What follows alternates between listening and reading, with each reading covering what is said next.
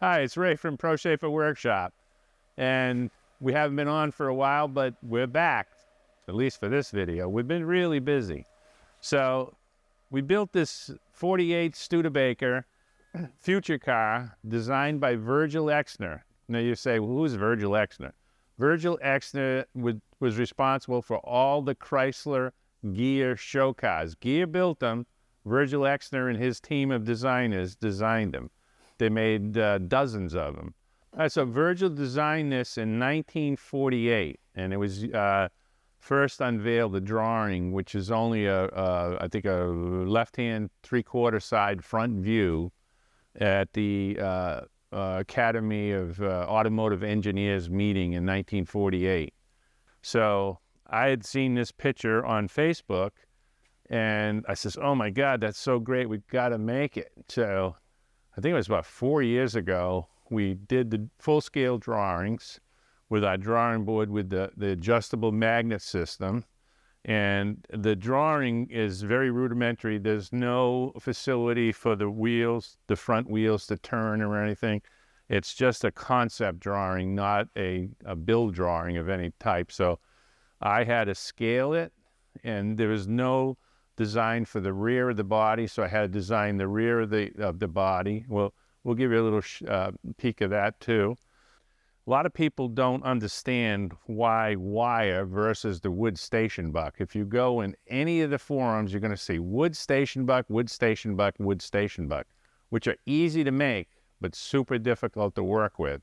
And once you work with the wire form, you will see the advantages of working with the wire form. So this year, I decided that we're going to put this car on the front burner for the students. I'm going to let the students build it all. We have built, over the last couple years, almost the whole surface of this car using 20-gauge steel panels.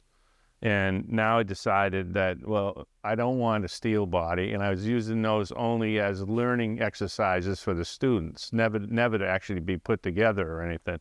I said, we've got to go with aluminum body on it. I've trusted the students enough now to use the aluminum. And if they make a mistake, I've learned through the years that I can correct these mistakes or show them, the students, how to correct the mistakes, which is a great lesson in itself, how to fix mistakes, because you always make a lot of mistakes. So this is Andrew actually born in Canada.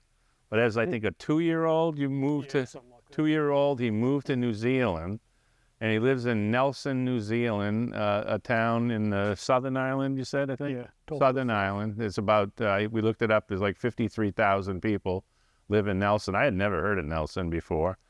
But a lot of New Zealanders see greater economic opportunity in Australia, and I didn't know.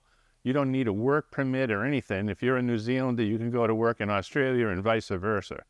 So he found a job 20 years ago? 10.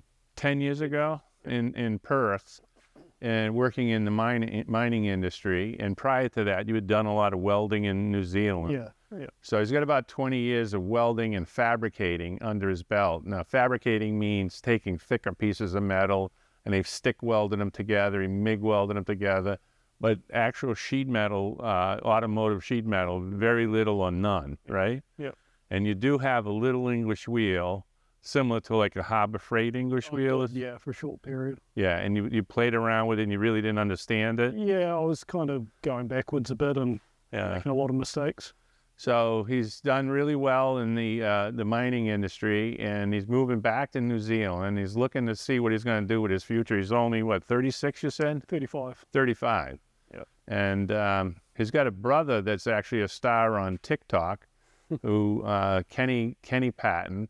What's the name he goes under? Patent Machines. Patent Machines. Okay, yeah, if you want to look at his brother's videos, he does these eccentric videos using two-cycle gas engines. And so Andrew was intrigued with what the potential was with working with the English wheel, and he thought it would be a good thing to do is come over to the U.S. and take a class from me.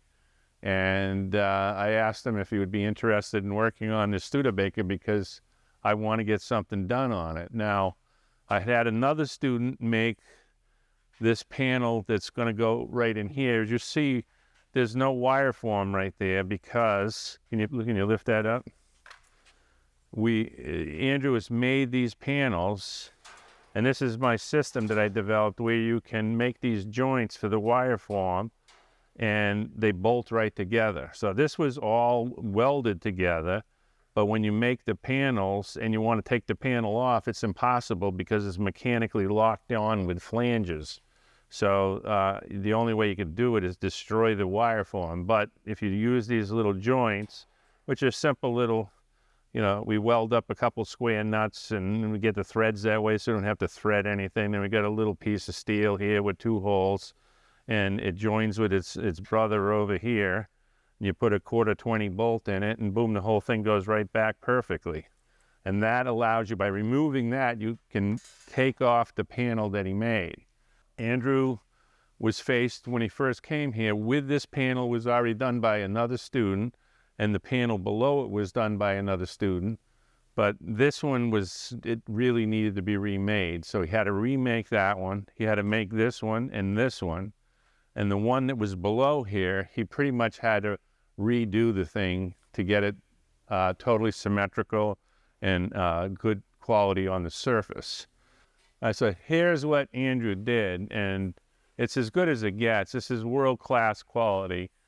Some of the best shapers in the world would struggle on this panel. Now, it's taken Andrew a lot of time. It's been, what, about 2 or 3 weeks you've been here? Yeah, about 3. 3 weeks. And he made a few mistakes, but not that many, and he learned how to correct them. And he's a real perfectionist, and he's an excellent TIG welder. So he hadn't done much aluminum welding at all prior to this, but he picked it up real quick. And he's got this all welded together. There's a little bit of planishing to be done. This was welded last night, and this still needs to be planished. I don't think he'll be able to finish it today. He's leaving tomorrow. This is the last day here. So let's put this on, and I'll show you what it looks like. Ta-da! Is that cool? Now, have you ever seen a car that looks like that? Now we can add some of the other we got a copper nose cone and the little funnel piece there that goes on the front. So this is going to pop in here. This needs a little bit of adjustment. Another student made that. And then this copper nose cone. This has got to be trimmed down yet and stuff. Oop, almost lost it. I've already dropped it once and the point got all bummed up. I'm probably going to make another one on this. I made this cone probably about 4 years ago. So let's take that out just in case. But you got an idea of what it looks like. And it's just an amazing design. Now, we've got a couple other panels that will have to be made here. These covers for the wheels have been done, but they need a little tune-up. And this panel here is not that hard to do. The hood panel has been done, so we're going to have the front of this done probably in a couple months or less. And it's just going to be an awesome looking vehicle. All right, so here's the back end. The Canadian that came in, his name is Martin Miller, and he did an unbelievable job on it. It's his first time he ever shaped sheet metal too. This is 063 aluminum. He didn't do the welding. He wasn't proficient enough in the welding. I did the welding, but all that shaping was done by Martin, and all the shaping on the front was done by Andrew. A lot of people think, oh yeah, well, Ray probably does the whole thing and then takes the picture, you know. No, that's not the case. This is totally student built, and that's the way I want it, so that it's a testimony to if the students listen to what my instructions are and they follow them to a T, you'll get absolute amazing results.